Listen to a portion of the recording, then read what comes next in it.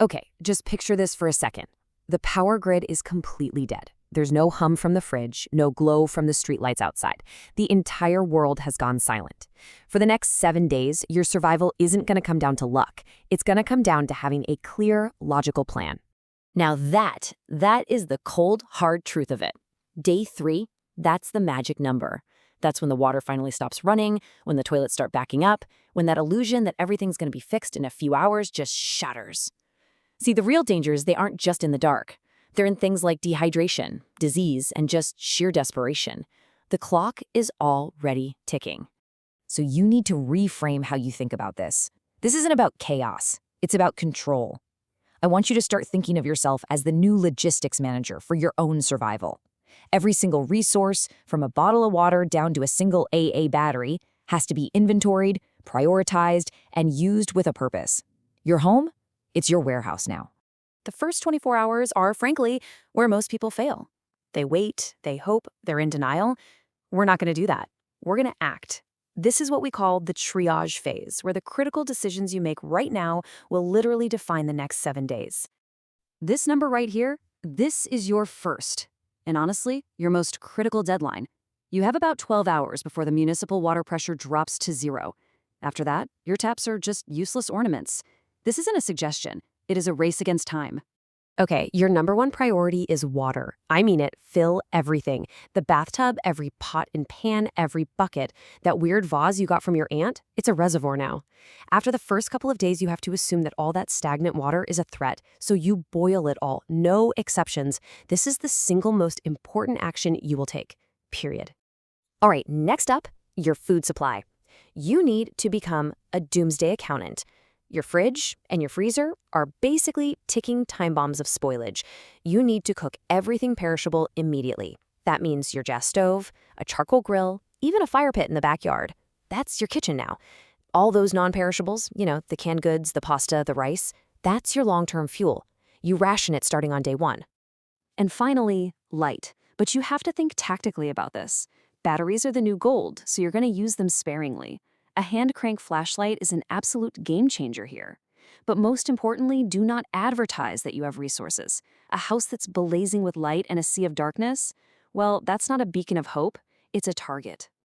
Okay, the initial shock is over. You've made it through day 1. But now the secondary threats start to emerge. This is where things like sanitation, security, and just basic sustainability become the main focus as you settle into this new reality.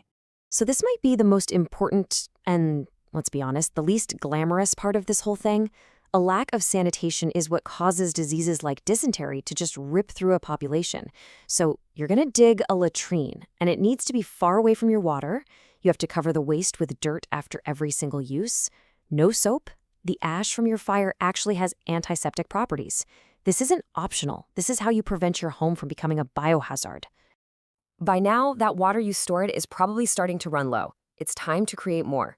This simple filter can be made from stuff you probably have lying around. A plastic bottle, some cloth, and then you layer it with gravel, sand, and crushed charcoal from your fire. Now this will remove the chunky stuff, the sediment, but you have to remember the golden rule. Filtering does not equal purification. Always, always boil the water after you filter it. Well, let's talk about your security strategy. You want to be the ignored house. The entire goal is to look like you have absolutely nothing worth taking. So you black out your windows, you minimize noise, you make your home look like it's abandoned, like it's already been looted. See, the house that looks prepared is the one that gets swarmed. The house that looks empty gets passed right by. Now, if it's cold, your house basically becomes a giant freezer. Don't even try to heat the whole thing. Seal off one small room and make that your warm zone. Use blankets over the windows, shove towels under the doors to block drafts. A simple terracotta pot placed over a few candles can act as a pretty decent little radiant heater. But, and I mean this, be incredibly careful with any kind of indoor fire. Carbon monoxide is a silent killer. You have to ensure ventilation. We're shifting gears now. We're moving from just rationing to replenishing. Your initial supplies are dwindling, for sure. So the next phase is all about actively seeking out new resources for food and, just as importantly, for information. It's time to create a sustainable supply chain. Look, your canned goods aren't going to last forever. A simple snare like this can provide a sustainable source of protein. All you have to do is find a game trail. a path used by small animals, and use a bent branch for tension. A simple loop of wire and a little trigger mechanism is all it takes. This is a passive way to hunt, which lets you focus on other critical tasks. Information is just as vital as water. Is anyone out there? Is help on the way? You can actually build a crystal radio that requires zero batteries. It's literally powered by the radio waves it receives. All you need is a coil of wire, a diode you can pull from old electronics, and an earphone, and suddenly you might be able to connect to emergency broadcasts. It's going to be faint, but it's a lifeline to the outside world. So, you've made it this far. You've handled the immediate physical challenges. But the final test, it isn't about finding more food or water. It's about enduring the psychological strain of being so isolated and uncertain.